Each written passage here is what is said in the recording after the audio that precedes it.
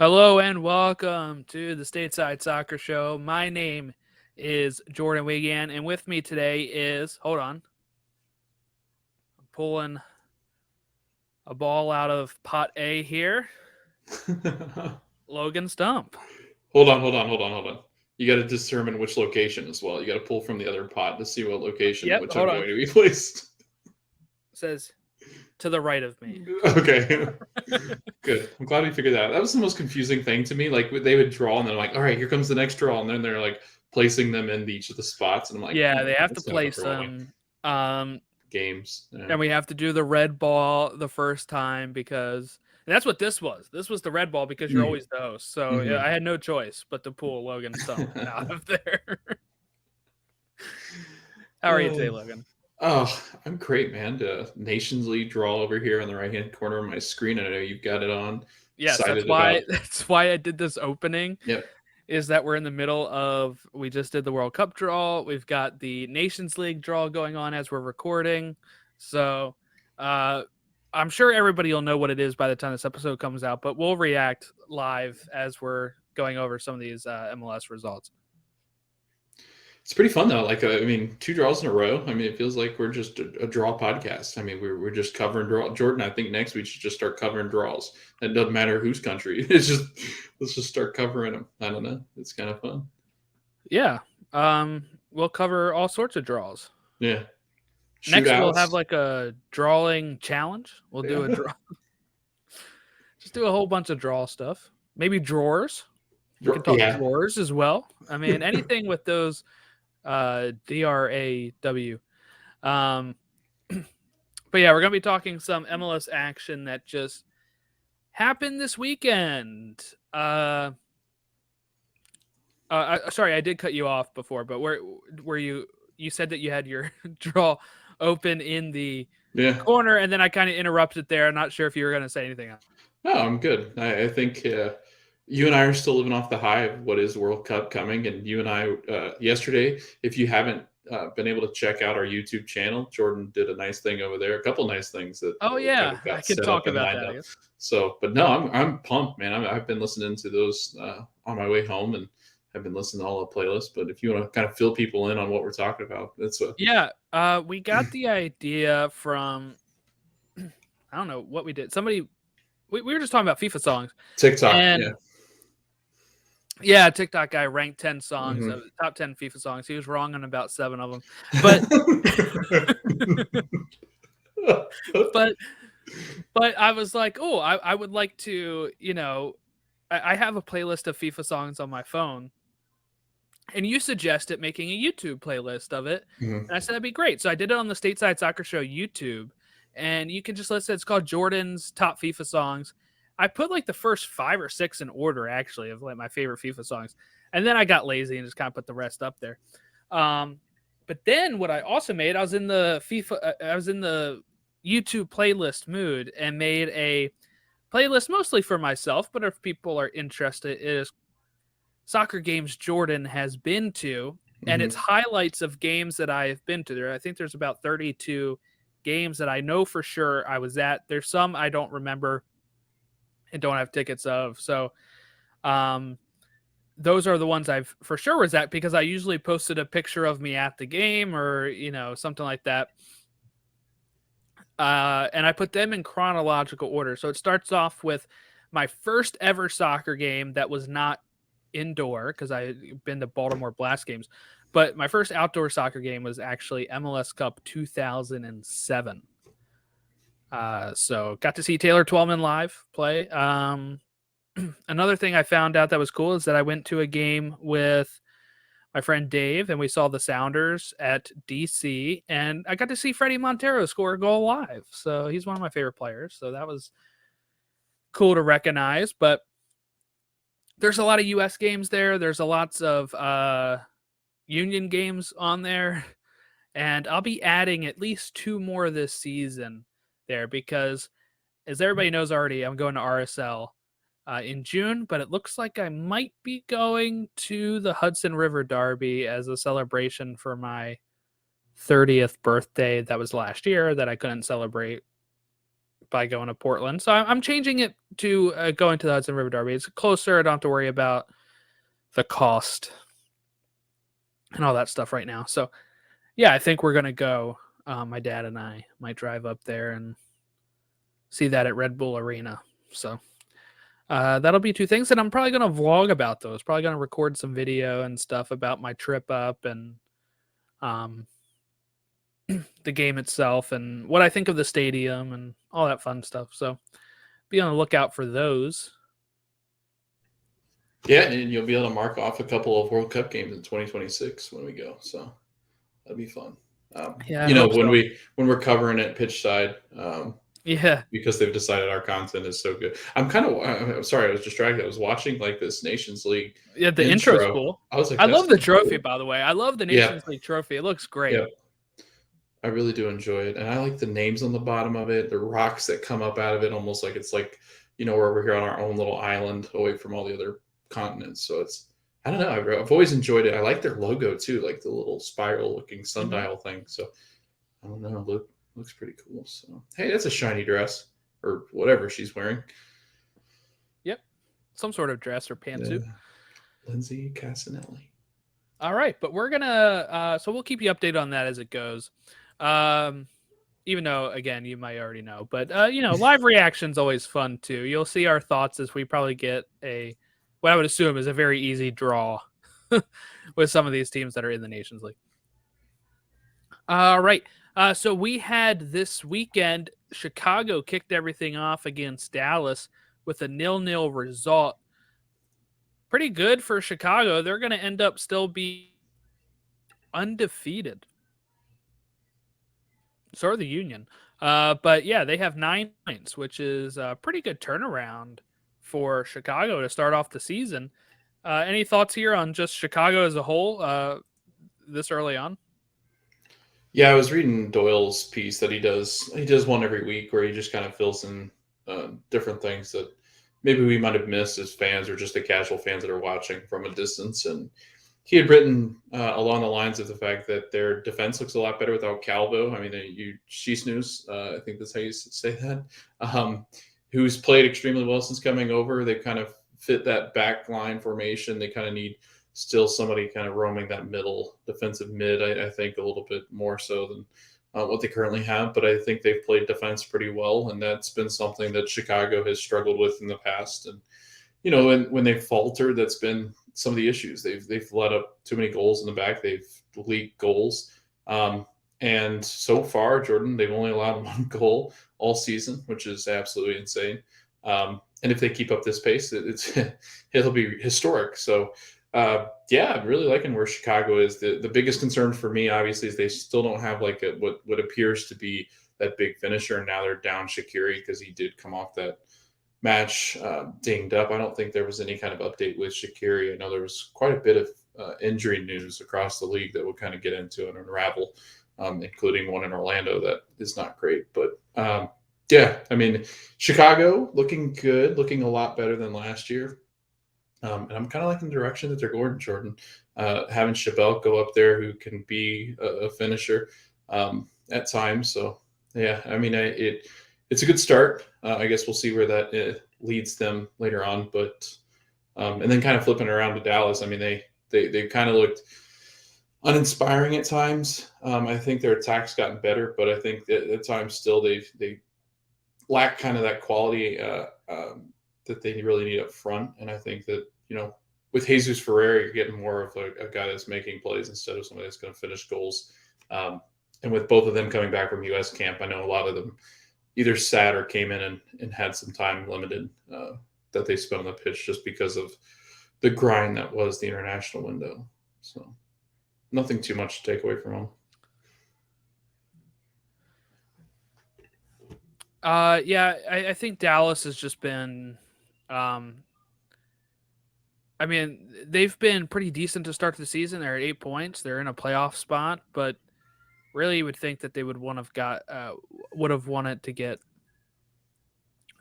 3 points there instead of the 1. But Soldier Field has been pretty good for Chicago so far. They've been really good there. So I think it has do with the new manager than it does playing at Soldier Field, but it's something to keep track of. Let's get to the game of the week. Can we get to the game of the week? This was so much fun. Cincinnati and Montreal finishes 4-3 to Montreal. Brandon Vasquez is going to score a goal and make it 1-0. Then Mihalovic is going to tie it up in the 17th minute. Then it's going to be credited as a Johnston own goal for Cincinnati to make it 2-1. And then another Mihalovic goal in the 41st minute. Then you're going to get Kamara taking the lead for Montreal, making it 3-2. You're going to have a penalty kick for Acosta, who's going to 3-3, and then Torres for Montreal is going to make it 4-3. This game was wide open.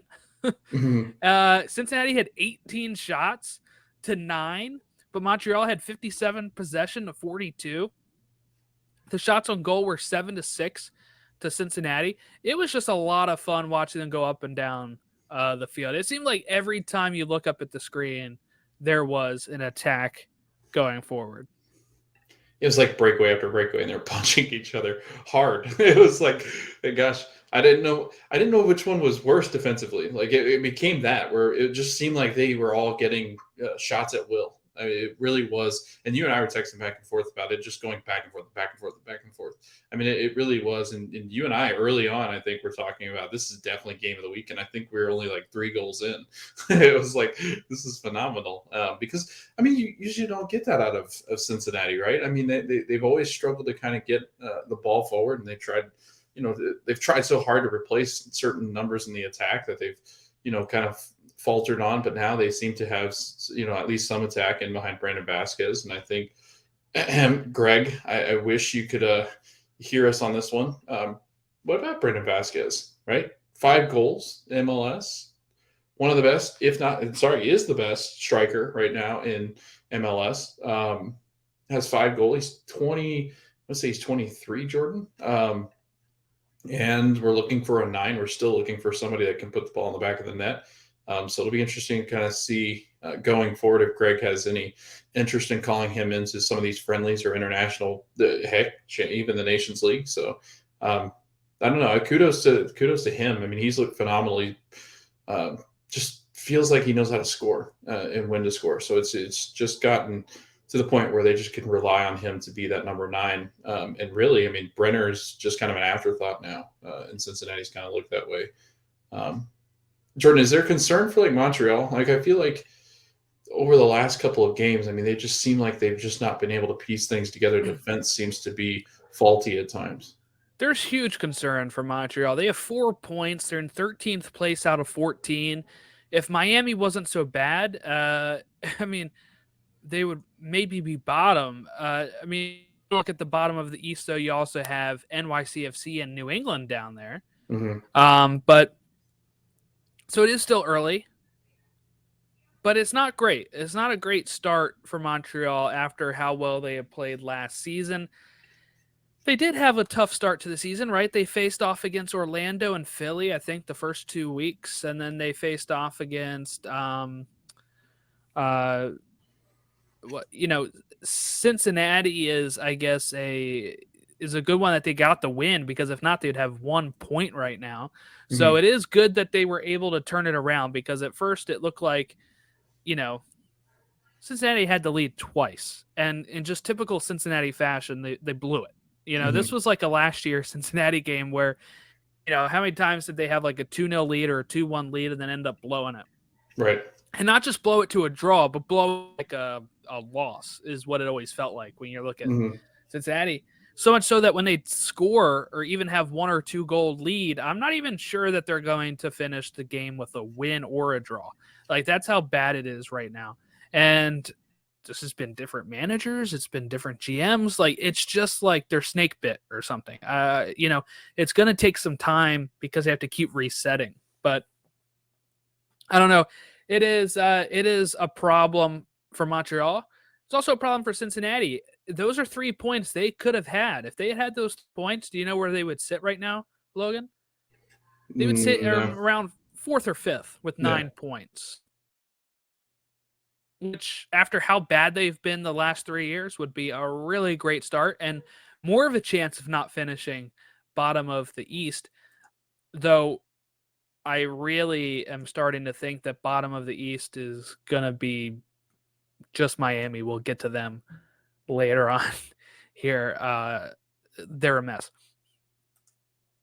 Are you ready to move on to the next game, or did you still have anything to say about those two teams? No, I mean, I just get kind of finishing up on Montreal, giving up 14 goals, which is tied with Cincinnati for the league's worst. And you and I called it. You and I knew coming into this that Montreal and Cincinnati would struggle somewhat defensively because we weren't real impressed with their back core, and especially Cincinnati. And I felt pretty confident in that 13th spot that we predicted. I will say you had them 7th, though. You had Montreal 7th. Right. There. Yeah, but I think the biggest thing was that we weren't sure that Montreal had kind of fixed the issues defensively, and that became an issue last year when they were trying to make that push in the playoffs or for the playoffs, not in the playoffs, because Orlando knocked them out. But there were times that they lacked the sharp teeth that they needed defensively to keep the ball in the net, especially in important games where they were playing good competition. And I think it's clearing its head now. And I think that it's a big issue going forward. I think that there's really good pieces on that Montreal team. It's just, can they keep the ball in the back of the net? And Mihailovic, he's been on a tear to start the season. Yeah, really good form. Yeah, Lapalainen's been good. Victor Wanyama's been vintage. Victor.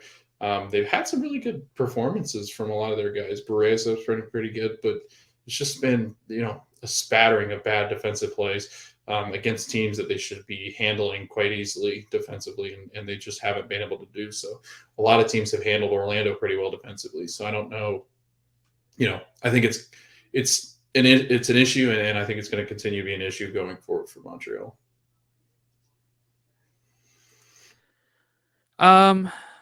Just to let you know, also, it sounds like we're going to be playing a friendly against Uruguay in June. Uruguay is also going to play Mexico. Yeah, I knew they were rumored, and then they were rumored. The U.S. was also rumored to try to get Argentina or another South American team because they wanted to play somebody outside of the CONCACAF region, which would be cool. Like, if you could pull Uruguay or in, Brazil or somebody, that'd be nuts. Like, why don't we ever play Brazil in a friendly? That'd be kind of fun. It's on my playlist. Yeah. 2012. Yeah. We didn't play well on that, though. Okay. Let's go Toronto NYCFC as Toronto get 3 points with Jimenez and Thiago Martin scoring. Thiago Martin scoring an own goal. But it ends up 2-1 with Herber getting a goal in the 90+2 to pull one back.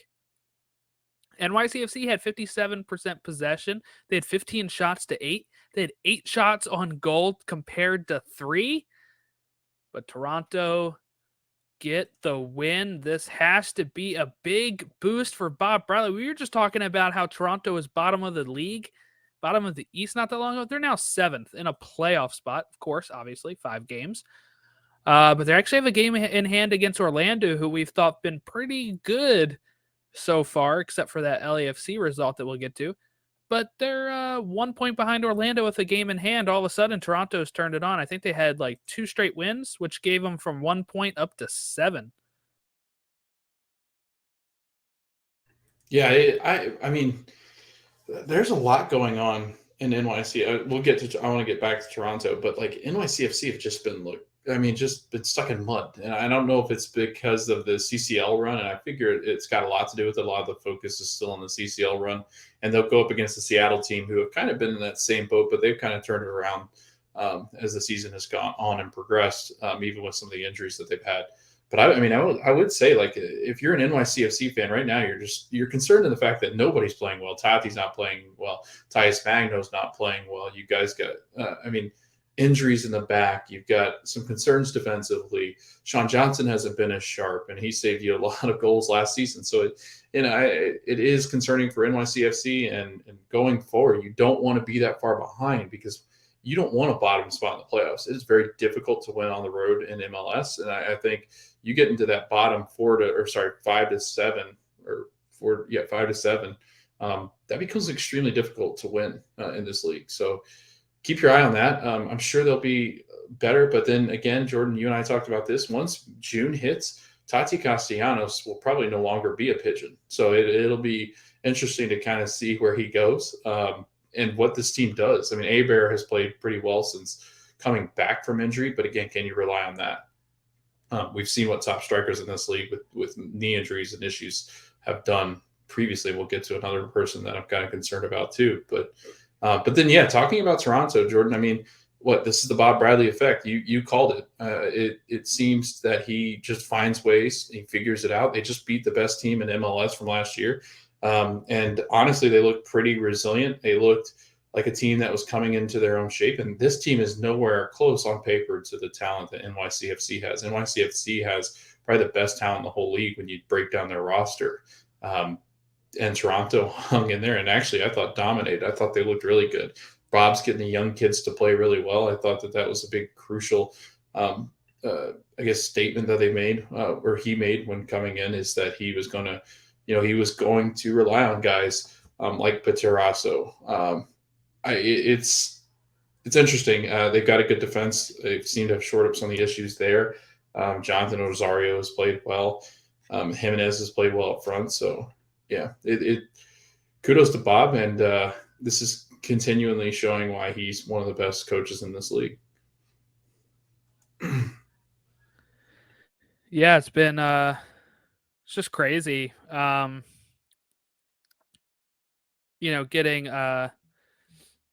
sorry, I'm distracted by the draw here. Just getting up that quickly. It's two straight wins, right? I think we talked about how they won the other last week. Maybe. If not, it's like 2 out of 3. 2 straight, yeah. They're just like to get up straight there. I mean, that's everything you want. And it's what Miami would be begging for right now. Miami, right? Miami is at a point where they're at 1 point. Turn that around real quick with 2 straight wins and you're at 7 points and you're starting to get closer to the playoffs. But it just doesn't seem likely for them. NYCFC, you're right. Not sure where they're going to go later on here with Castellanos or anything like that, but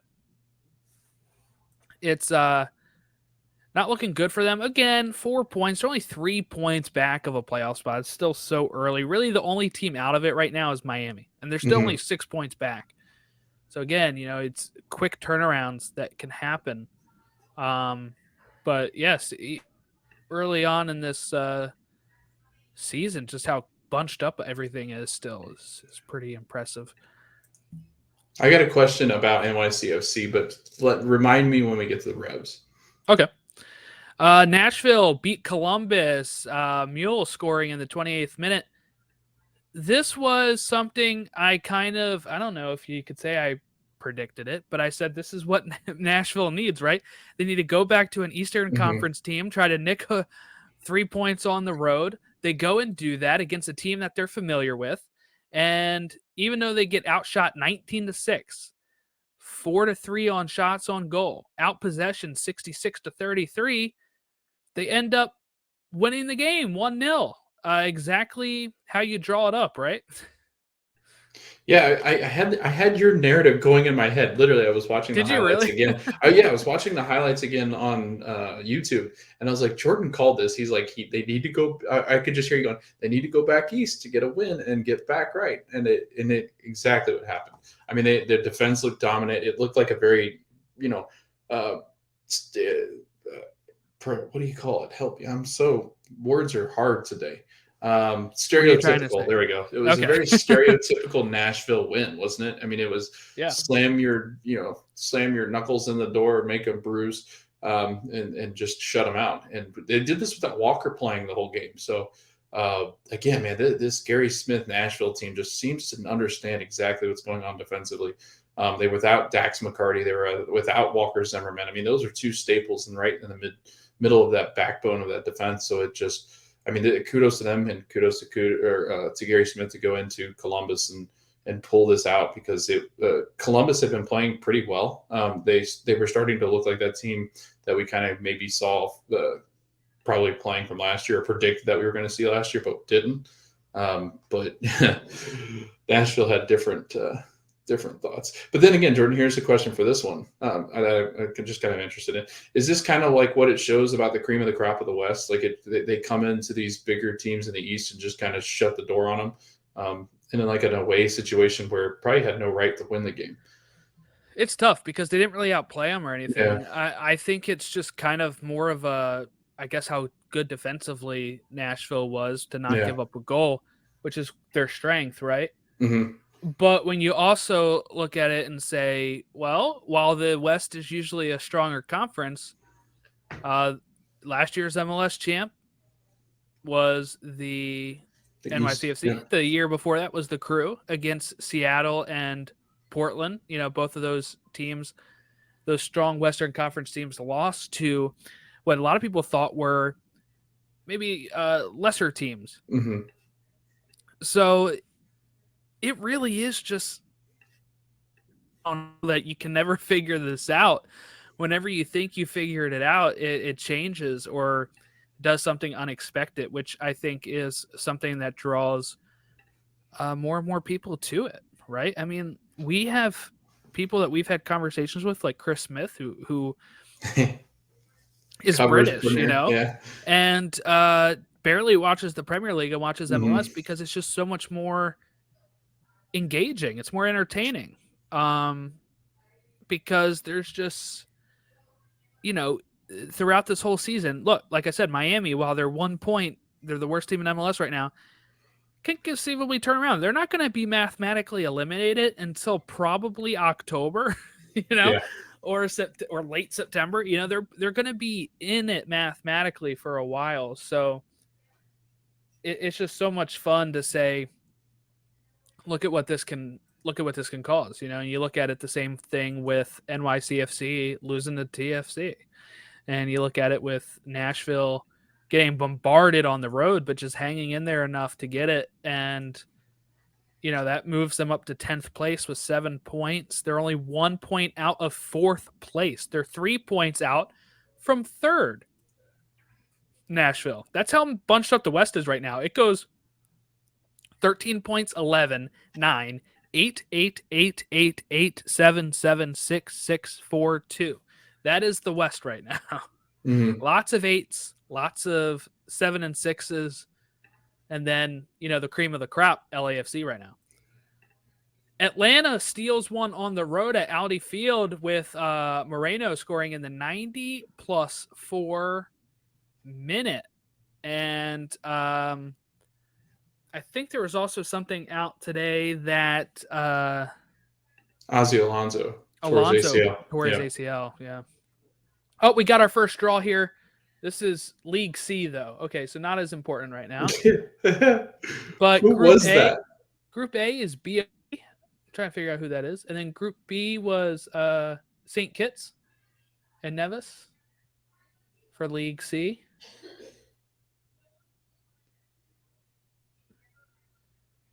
Here is comes VOE like the British Easter? Group C. St. Lucia. That's a good band. All right, let's go to just keep on talking about Atlanta real quick. They edged out the possession. They edged out the shots. Barely edged out the shots on goal.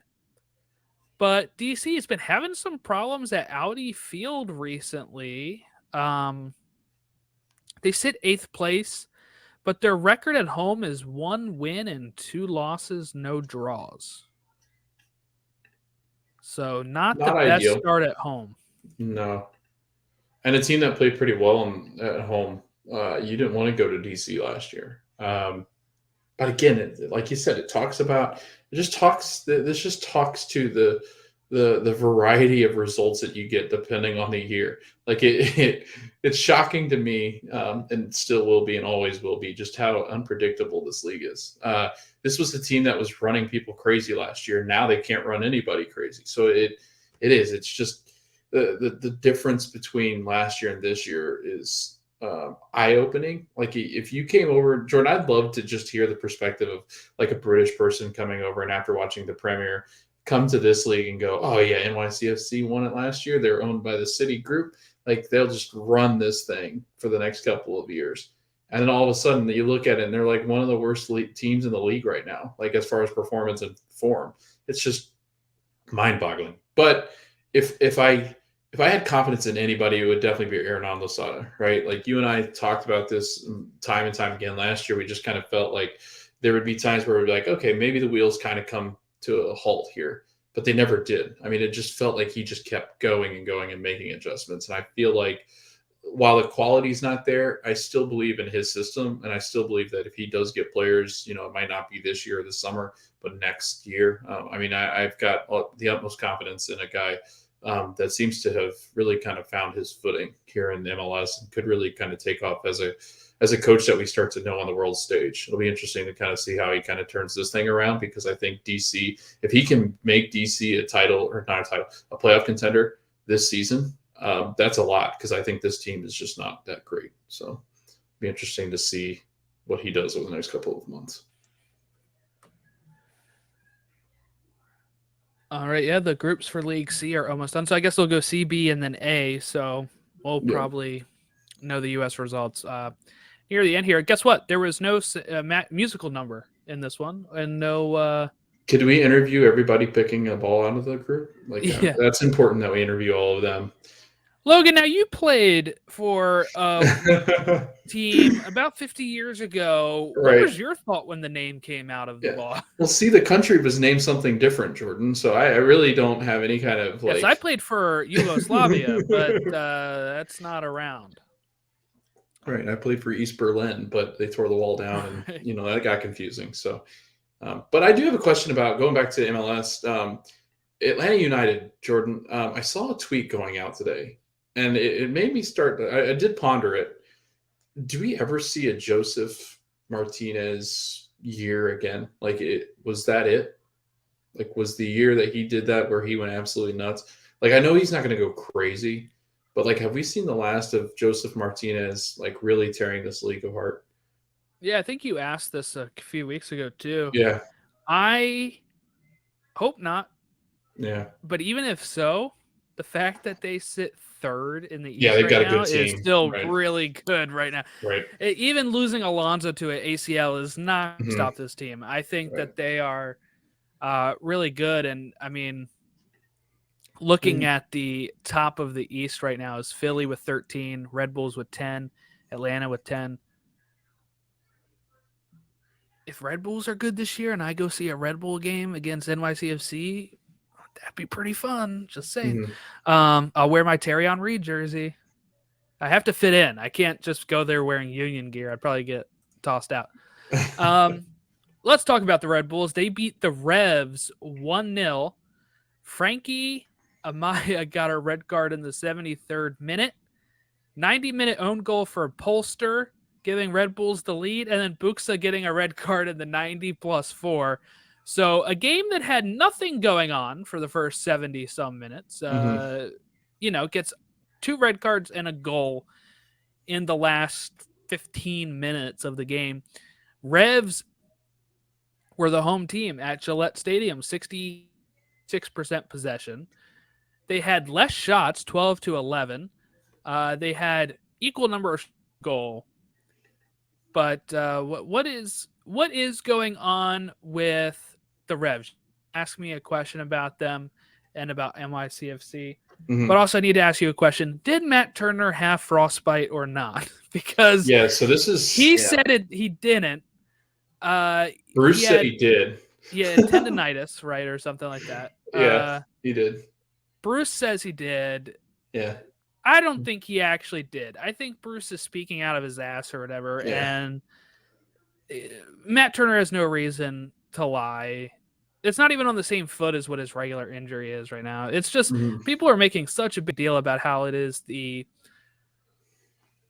they're painting this as an issue for U.S. soccer of you guys covered this up, but I just don't think it's that at all. Yeah, I mean, I guess it comes down to just asking if he could do it on a cold night in Stoke, right? If he could kick a ball on a cold night. We'll find out, I guess, in Qatar. Does it get cold in Qatar? I don't know if it gets cold in Qatar. It does not. So I think it's desert, isn't it? It get cold at night then. But no, No, I don't believe in the frostbite thing. I think Matt Turner would know if he had frostbite if it was the reason why he was out for that prolonged period of time.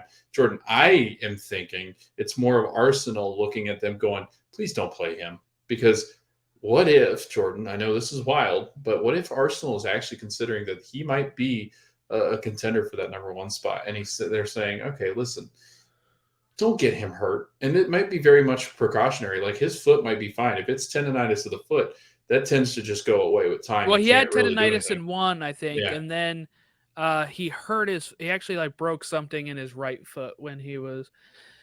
So I do think he's actually injured. I don't think Arsenal is painting anything like that because Yeah. if you're Arsenal, you probably want him play I to be guess. able to Yeah. keep up his form going into it. But I would think that there probably are looking at him as maybe being a legit option, or else why are you purchasing him? But Yeah. I guess we'll see. How about this game though? Red Bulls win a classic. These are two original MLS teams. Mhm. But two red cards, an own goal. What are your thoughts here on the Revs overall for the beginning of the season? Not good. Defense hasn't been great. Part of that problem is not having Matt Turner in goal. And then part of that problem is just not having a healthy back line all together at once. And they've had issues with keeping guys on the pitch with injury. And they've had that in the past. They had this with Carlos Heel, where they kind of thought they'd miss a beat last year. But this year, it's kind of more of like the missing pieces are just kind of nagging away at them. Also, you've got Adam Buxa and Gustavo Bo, who have not really been in form and kind of put away those goals that they did last year. Last year, they were prolific and just scoring goals to just absolutely seal what was going on in the game and being able to just end games. They were those showstoppers, and they just haven't been that this year. And I think that's the biggest thing. They've lost Tyjon Buchanan, right? And Tyjon Buchanan is one of the best playmakers in that midfield, and they lose him. They didn't really see remnants of it last year because I think they were on such a roll. You could have plugged anyone in there. I think, Jordan, you and I could have played last year in that midfield, and we would have kind of fit in well. But it was an aging team. Like, we knew that. We knew there weren't real exciting young pieces coming through for the Revs. And when they've kind of sold them, right? DeJuan Jones, Brandon Bai, like those guys, we talked about this, Jordan. Those two likely to be rumored in the summer. You're also looking at Carlos Heel, who, if he's not playing at top level, then this team kind of misses a beat. We talked about Adam Buxa possibly being on the move too. You're going to see Gustavo Bo get more interest, I think. So I don't know. You got a bunch of guys, right? They were really good last year. And actually, I was reading Matt Doyle's piece last year, Jordan, and they said that the Revs actually, if you look at the stats, played so much better than what they had been projected. Like, the stats were insane. Like, they had completely gone beyond anything that the stats projected on expected goal stuff and like run of play and everything else. The ground they covered, the wins they got, like it was insane just how much they exceeded expectations. And he was talking about all these different stats that they had kind of gone through. And to be honest, like I think you're starting to kind of see them come back down to earth, or at least what was their earth. I still think this is a good team, Jordan, but I don't think it's that 73-point team that we saw last year. Mostly because I think there's better teams in the East this year that I think are playing better, and one of them is yours. So I don't know. It'll be interesting to kind of see what Bruce does here, but this could spell the end for what we kind of see as this core group for the Revs. Cuba was drawn into Group A of League B. Haiti was drawn into Group B of League B, and Trinidad and Tobago was Group C, and Guatemala was Group D. And I just want to commend the people that actually take the time to update Wikipedia, because all it took after League C was finished was for me to hit refresh, and they had already put in all the groups. So That's like, solid.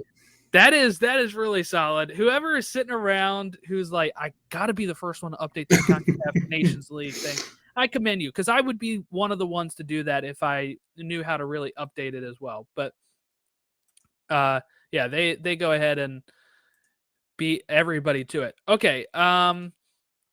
Orlando loses to LAFC. I know you really want to talk this one. We can move on to the next game.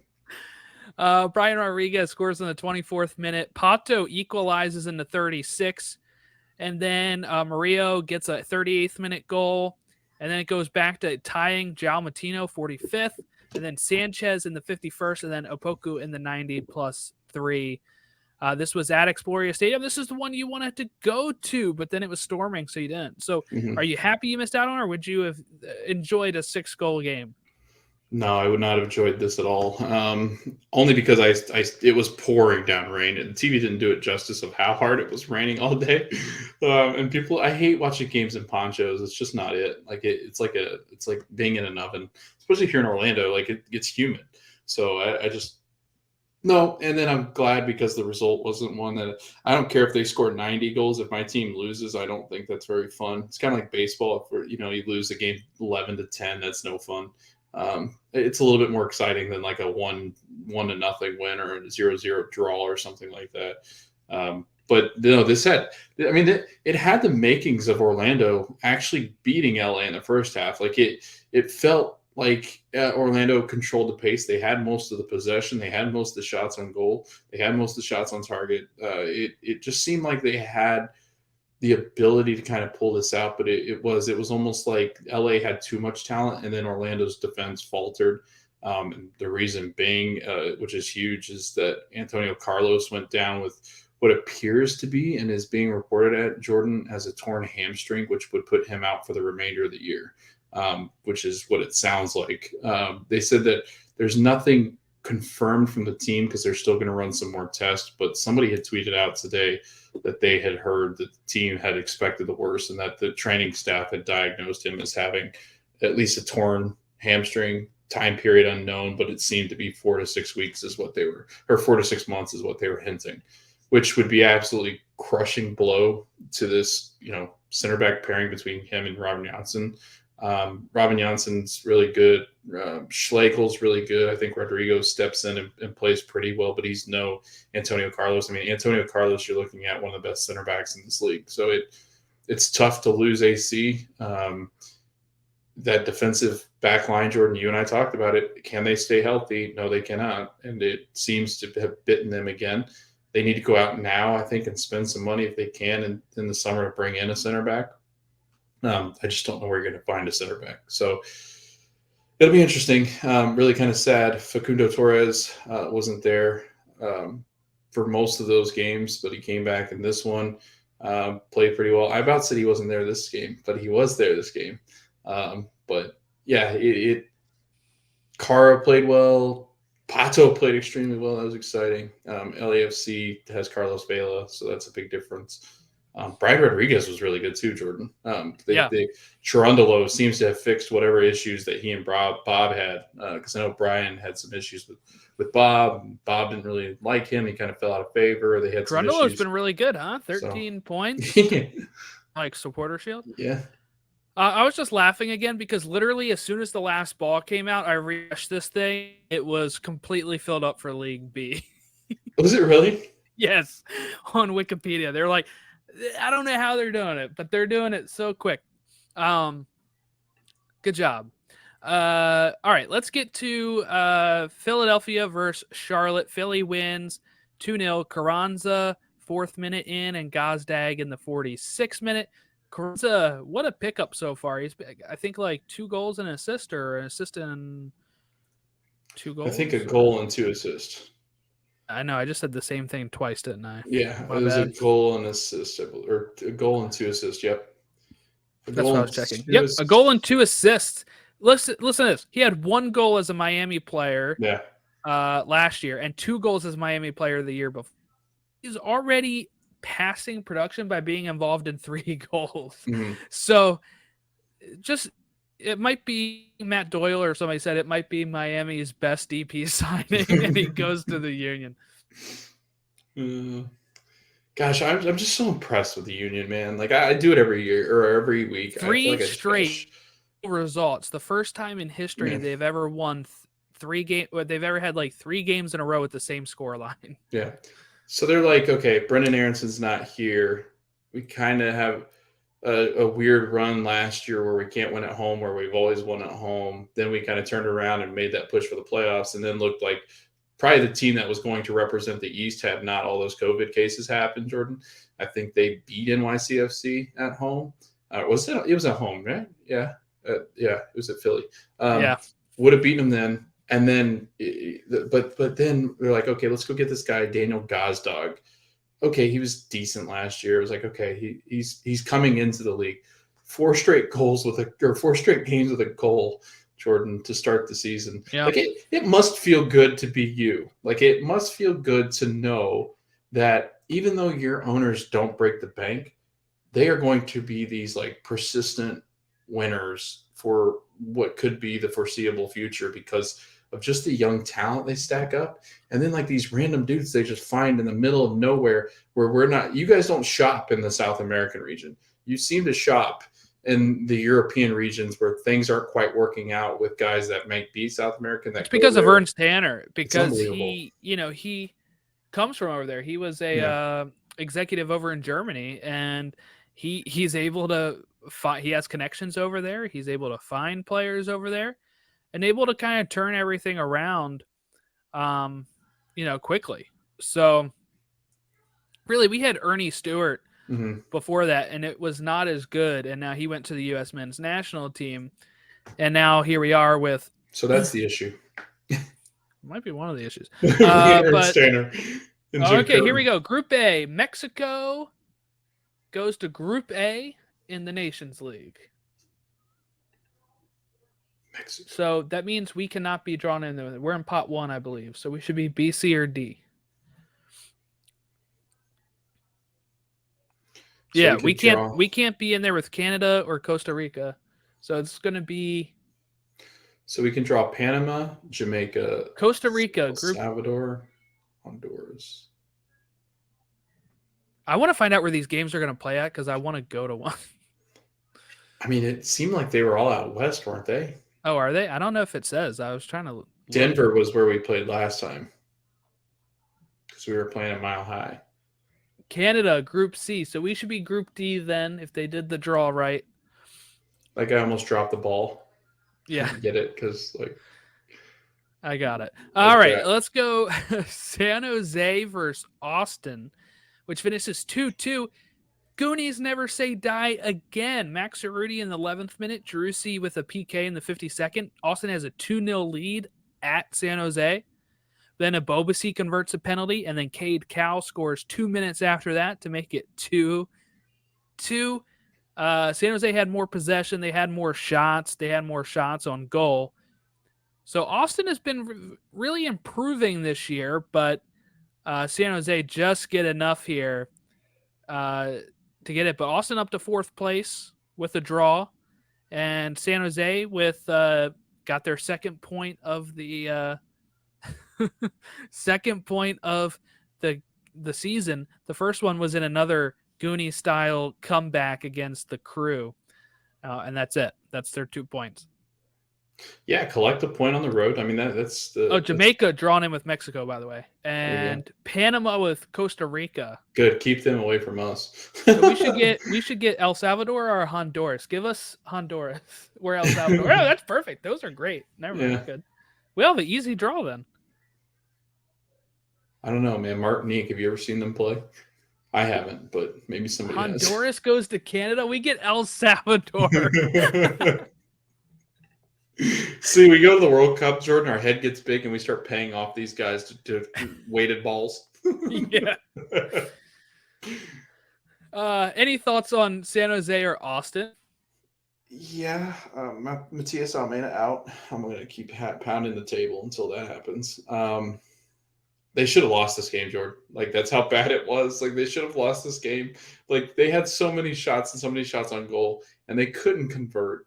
And they got 2 goals that just Austin, again, not great defensively, not as sound as you would like them to be this year. And they leak in 2 goals. And I think that ultimately just writes it home. And that's where they kind of dropped the points that they did. But again, I think Austin's okay defensively. I think they got some things that they kind of need to work out. But 8 points out of 5 games, that's a major improvement over last year.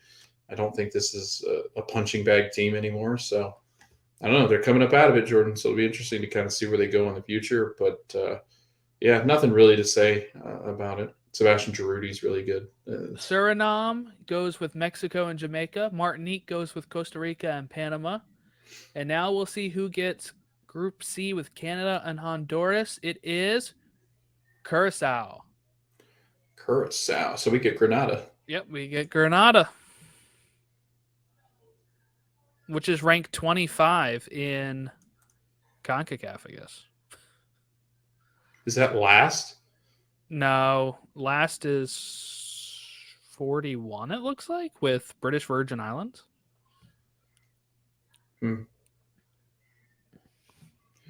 Wow, it's a tough group, U.S. That should be no problem to move on, and no problem at all. I mean, we should move on no matter what group we would have gotten. Yeah. And that's the thing, as we take a brief interlude with this, Logan, is does that help the U.S. having a weak draw here? You know, because you'd think you want to probably play against some better teams to get some better competition, but then also you're for sure to get into the finals, right? Mm-hmm. And then you'll be playing against those good teams anyway. So I'm not sure if it's that much of a difference.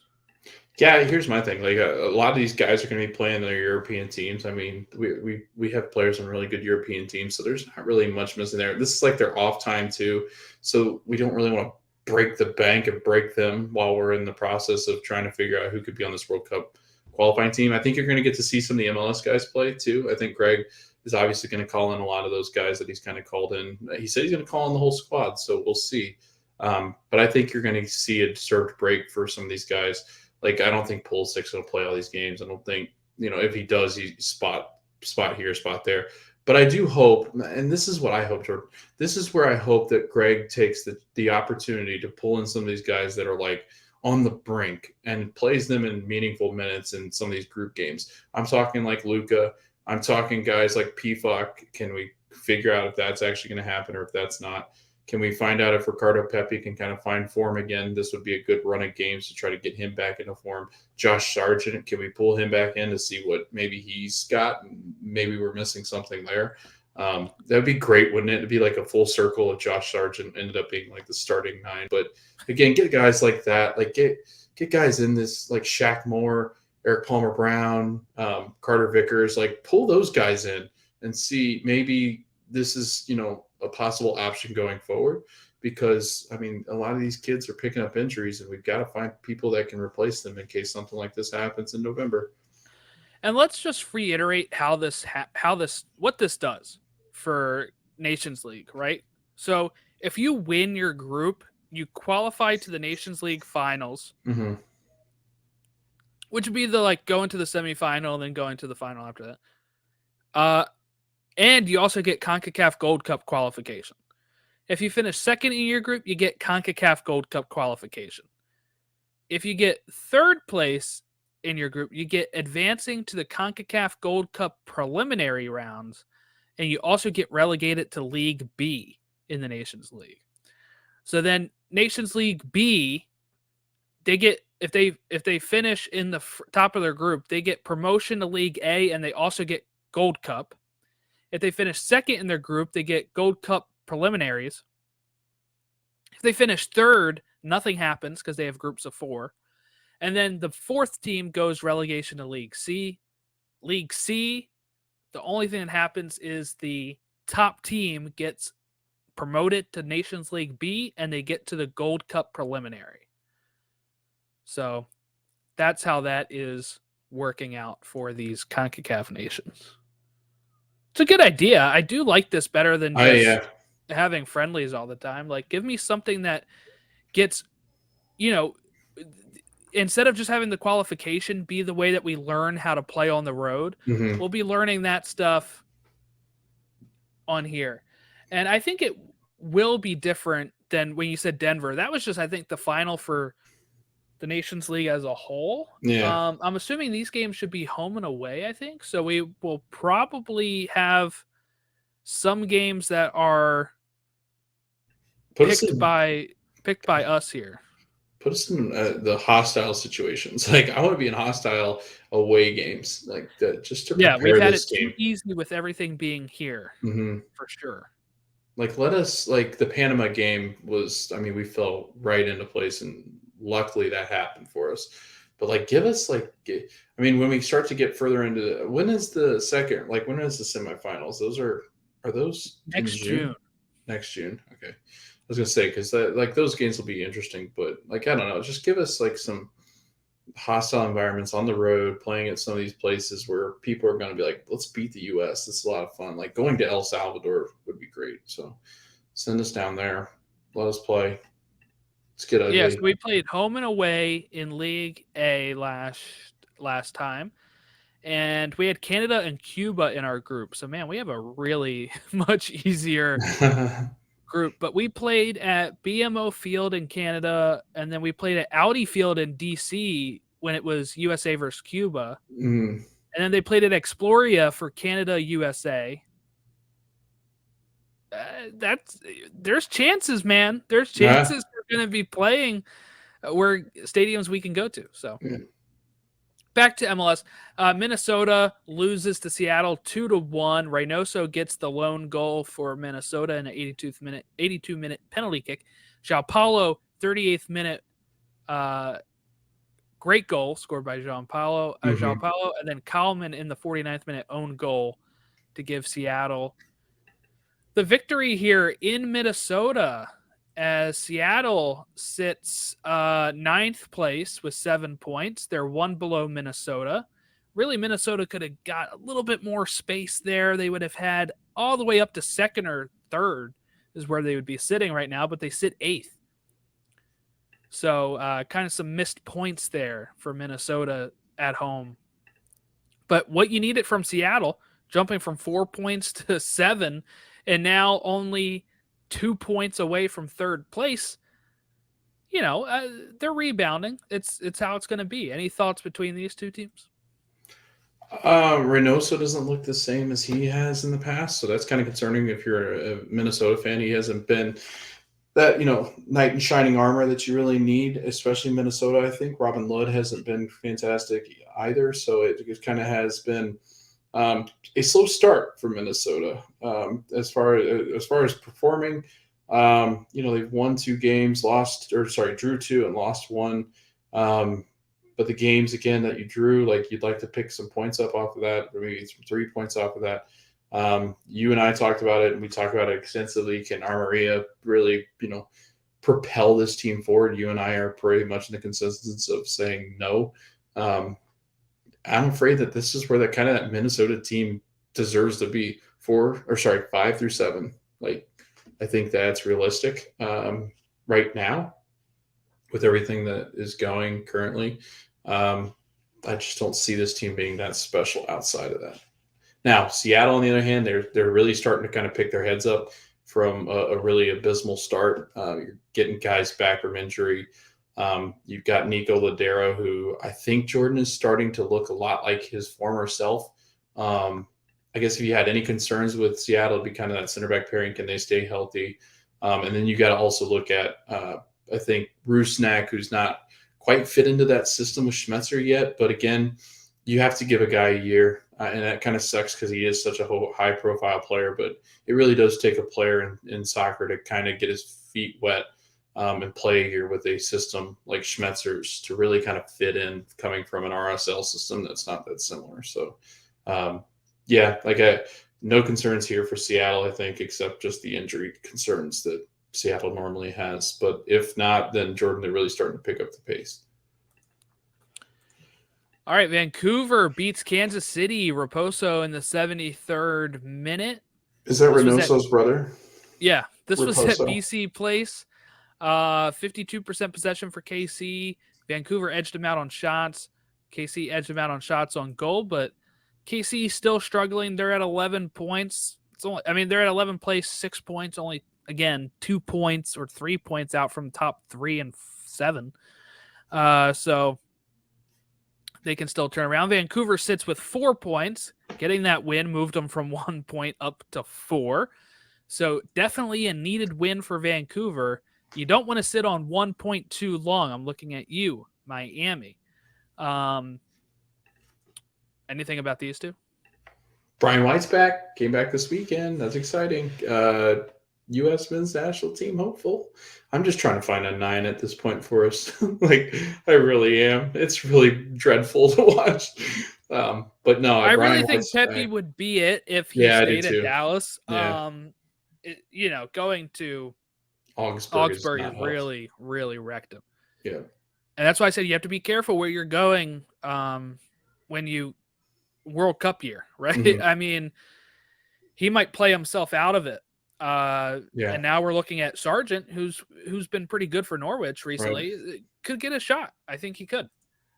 Yeah, and same thing with Giazzi. Giazzi has been awful with the Crew, and it's just kind of, I mean, They're just looking to trade him.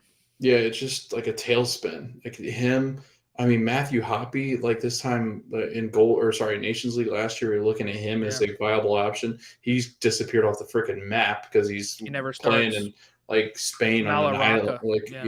Like he's playing in the Spanish National League or whatever the hell they call it. So I don't know what they call it, but it's La Liga, isn't it? Yeah, it's La Liga. I was gonna say I couldn't remember if Mallorca was La Liga or if they were Division 2. Yeah, they're in Liga 1. They're in La Liga. Yep. He's playing on a yacht somewhere. I don't know, but yeah, it's concerning. I would say just in the fact that we need to find a number 9. But Brian White's back. That's an option. Greg doesn't tend to go with the obvious choices, so Brian White's probably not on the list. But yeah, Vancouver, again, Jordan, you and I talked about this. They needed to add something, but they didn't add anything. So like they're not going to get better. And Deiber Caicedo has regressed. Like Cavallini regressed. Like they just regress. And now you've got a team that's below average because they were average last year. Like this is the concern you and I had. We talked about this extensively. And this team's going to be bad, I think, this year. Like this team's going to be brutal. And they lose Crepeau. So yikes.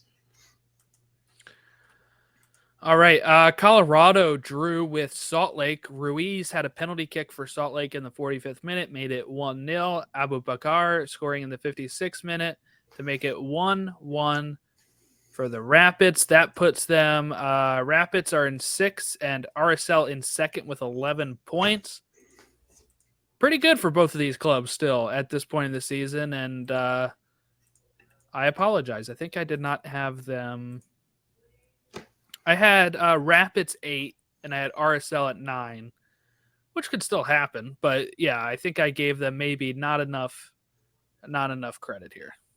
I don't know. I think you did all right because I think the one thing with Colorado, they don't have any finishers. Like this is going to happen to them a lot. Like they're going to have a lot of 1-1s, 0-0s because their defense is good.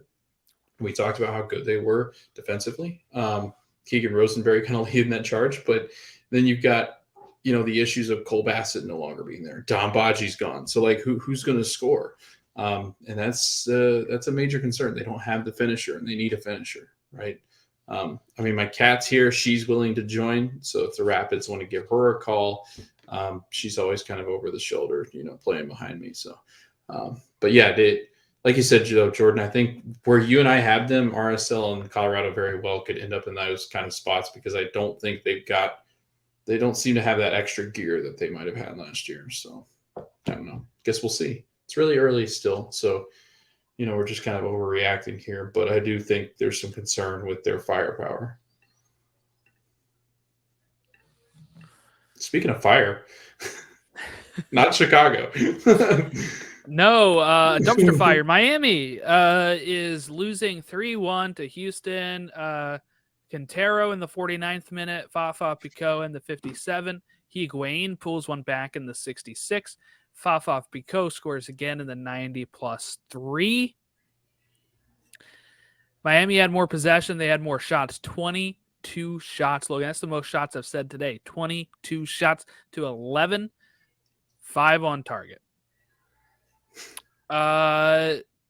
So while the original goal was to not give up as many goals, I think they also need to figure out how to score them. But also, Phil Neville, still not really grasping to stop the goals. Right? This is at home, by the way. Home game. lose 3-1 against Houston. Houston, who has been, they've been all right. 8 points, 7th place in the West right now. But, I mean, come on. They're averaging, you know how many points per game Miami's averaging right now? 0.2. Because they have 1 out of 5 games. They've given up 13 goals. They have a negative 10 goal differential. That's like relegation zone stuff overseas. It's not good. Montreal is the next. Oh, no. Cincinnati is the next worst with negative 6. Then Montreal the next with negative 5. Negative 6 also Vancouver in the West, and then Kansas City and San Jose with negative 5. But so they have almost double the next worst teams. Yeah. Nothing is going right. Now, do you keep giving Phil Neville time here, or is it soon going to be time to move on? Beckham said he's going to be more involved. That's what he said after last year, right? Because he was frustrated with how it went then. I think it hasn't been going well. Yeah, I think honestly what's happening, Jordan, I think that Beckham's just waiting for Greg Berhalter to get fired from the U.S. men's national team, and then he'll pay the U.S. Federation a ton of money to just take Phil Neville off his hands so he doesn't have to fire his best friend.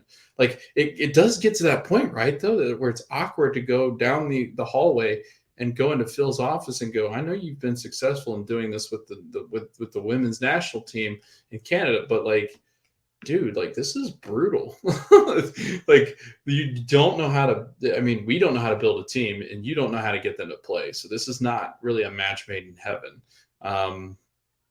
Man, I mean, just, you explained it right, a dumpster fire, but man, it's like a dumpster fire on, like, what is it, Mustafar? So it's like, you know, it seems to just all be flames at this point. And I'm not really sure how you get it. Now, they score goals like they're on Hoth, but definitely some major issues. Jordan's not even paying attention because he's not even getting my Star Wars references. But no, I don't know. Jordan, do you fire Neville? Like, how do you fire your best friend? Jordan, could you fire me from this podcast? Yeah, I've been close. It's tough. That's why you don't hire your best friend as a coach of your team. Right. Anything that you would be like directly above him that you have to be the one to fire him. That's not what I would do. I guess that's not really his call anyway. I guess the GM could technically do it. I guess he could probably pass it down and say, hey, bud, can you just go fire him for me? But I don't know. Sometimes if they're not just friends, they also were teammates. And sometimes teammates can call each other out on that kind of stuff. Yeah. Maybe he could fire him and nothing would matter. I don't know. They fired Frankie Lampard. So, I mean, I guess anything's possible, right? Not Miami. Miami didn't fire him. I was going to say, God, they couldn't. Chelsea did, yeah. I was going to say Miami would take a Frank Lampard in the midfield right now. They would try. They probably have contacted him. All the rumors of who they're contacting. All these old people that are no longer playing. Okay. Chicharito scored very early 9th minute to make it 1-0 for LA Galaxy at Providence Park. It's then going to be a 16th minute own goal. Is what they have it marked as. Yeah. Tuiloma scoring an own goal in the 16th minute. Then we get a red card in the 45th +3 for Bonilla for Portland. Then we get a goal from Tuiloma in the 51st minute to make it 2-1. And you're like, okay, maybe it's on. Maybe the game is on. No, Chicharito in the 59th minute scores another goal to make it 3-1. And then Delgado got a red card in the 61st minute. So both teams finished with 10 men. Lots of red cards this weekend. I don't know what people were drinking, but LA outpossessioned them. They did not outshoot them, 16-10. Again, at that point, they already had like a 2-0, 2-1 advantage. So they were even a 3-1 advantage, 59 minutes in. That gives you 30 minutes for Portland to start trying to just keep shooting at the net. But yeah, that's pretty much it. LA Galaxy up to 3rd place now. Again, I think they'll be fine this year, but it's kind of a fool me once, shame on you, fool me twice, shame on me type of thing. So I'm not counting my chickens until they're in the playoffs and the playoff is actually kicking off. with how far they fell last year. But Chicharito on hot form was at 5 goals, 5 goals in 4 games or something like that. 4 goals in 5 games. Let's see. I just closed FB Ref. That's probably not a good idea. Chicharito. 4 goals in Yeah, 5 4 games. goals. That's how he started last year. Last year was really hot right away, and then he got injured. So if he can stay healthy, that's kind of the question with him. But if he can stay healthy, LA's going to be dangerous. If he can stay healthy, I mean, El Tree's going to be barking up his tree soon. Like it. I think they're done with them. I do too. Yeah, him and Carlos Vela. I think both of them could have MVP type performances this season, and El Tree and Tata would still be going, I'm going to take my chance with Raul Jimenez. Like, it just seems like a good idea.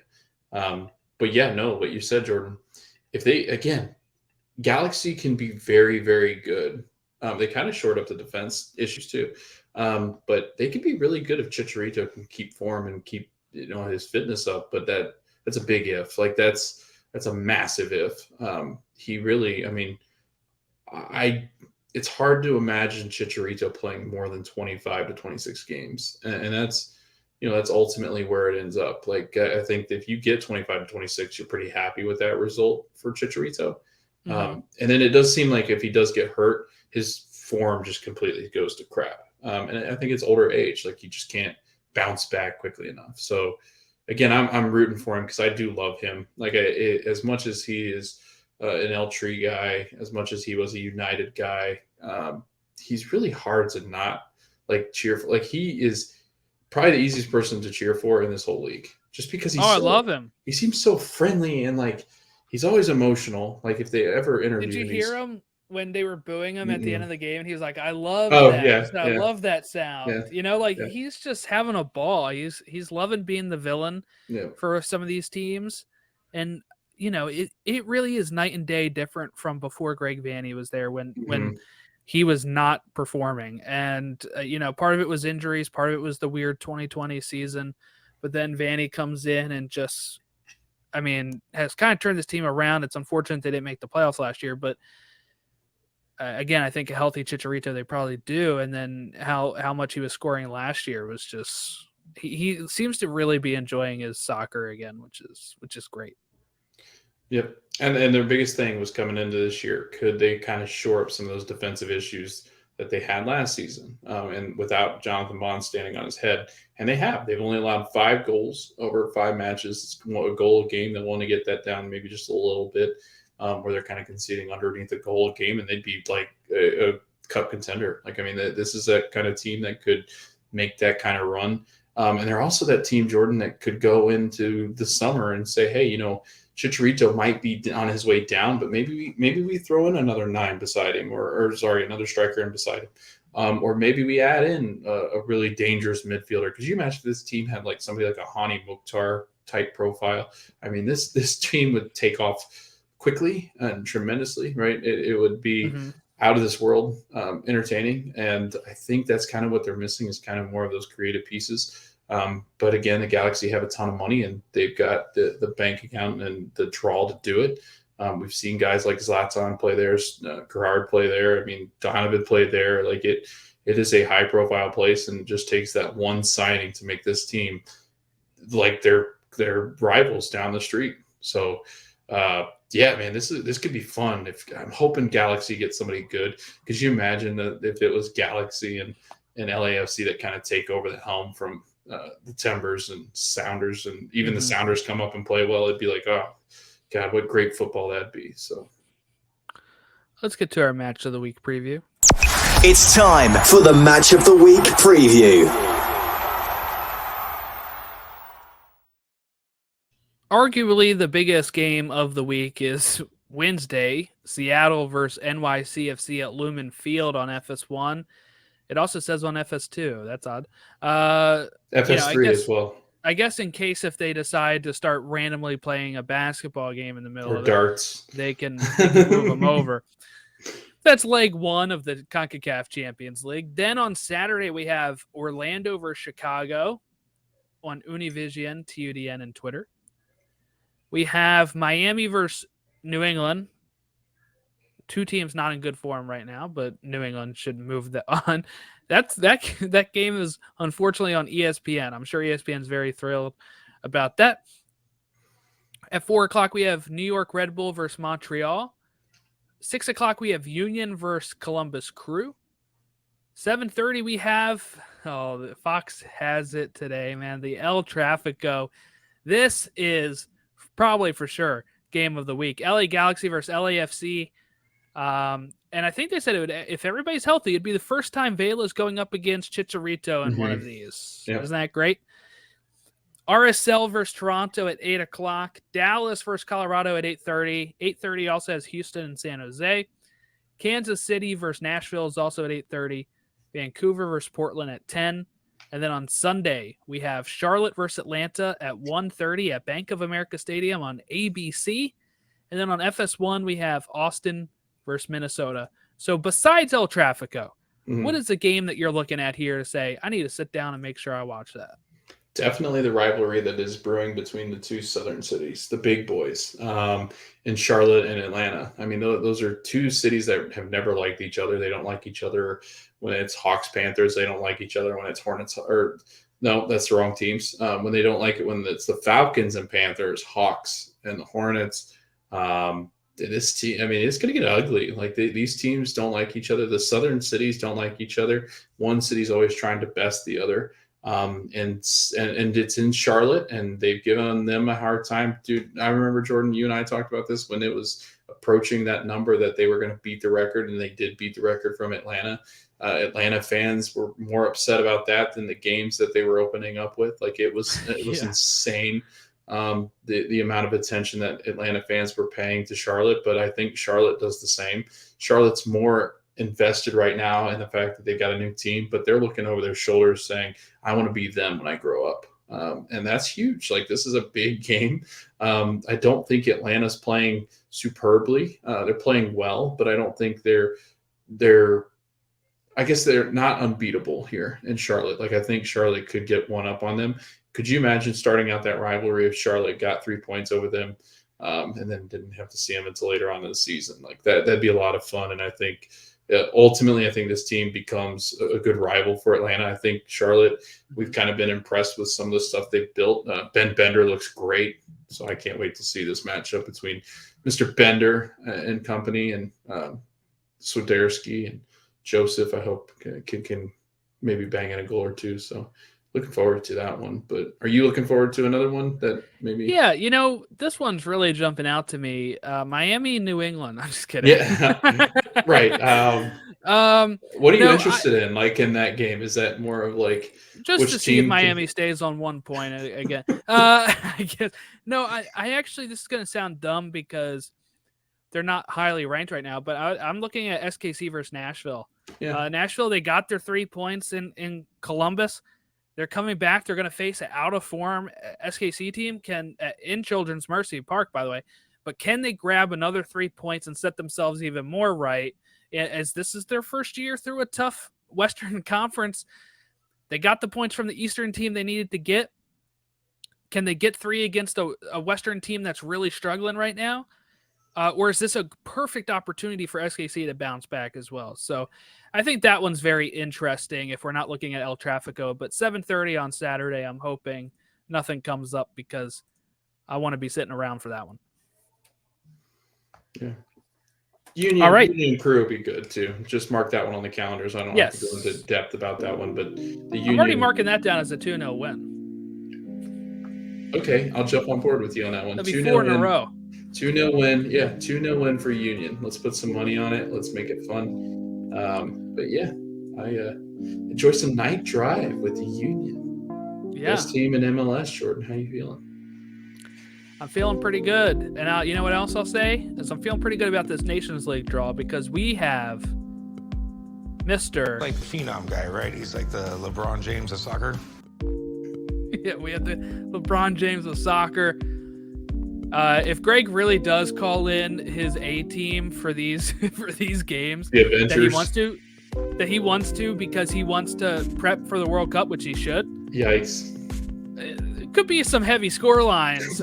So get ready, LeBron. You're gonna be out there. But yeah, if you want to give us a follow, we're on @Stateside Show for all of the platforms. Check out our baseball show where we're doing previews as we get ready for first pitch of the 2022 season. So prepare for that. That starts this week. And I hope everyone enjoys the rest of their week here, and we'll catch you all next time. Jordan, is it El Trafico or El Tarifico? El Tráfico. Okay.